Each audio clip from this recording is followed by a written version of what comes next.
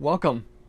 With this massive sell-off that we have had in the stock market, followed by this just monstrosity of a rebound with the stock market over the last week, I'm trying to ask that question: what's next with the stock market, the economy, and ultimately your portfolio?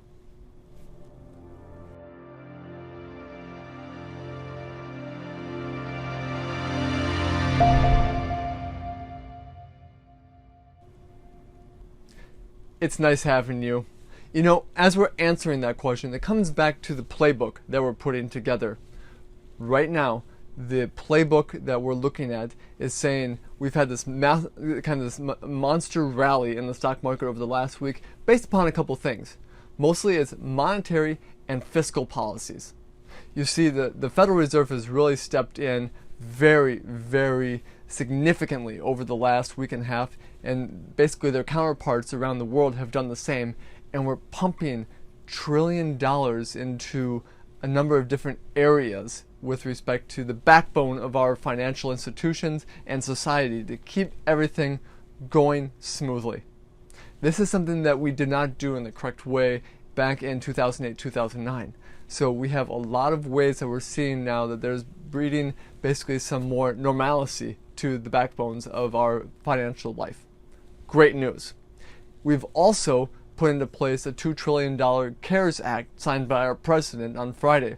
Now this is going to help kind of weather the storms for a lot of the small businesses and employers, and also employees that are getting laid off.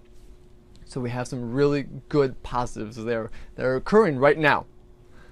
Also, with that monster rally, we're also kind of sitting in what I would call no man's land with stocks right now. There are reasons to believe we can go up, and obviously there's reasons to believe we can go down. However, it comes back to the economy. And I want to pose a question. What happens if? What happens if the stock market, the economy and the coronavirus, the impact on the economy is not as severe as we anticipated? What happens if we peak in number of cases and deaths quicker than what we anticipated? What happens if not only the Federal Reserve but also Goldman Sachs kind of predictions of the end times don't come true? You see, if that happens, we have a lot more reason why we can have a quick rebound in the economy and a quick way that we can start recouping losses in the stock market. Well, what happens if we are kind of meeting expectations with kind of everything that we're thinking with the economy and the coronavirus?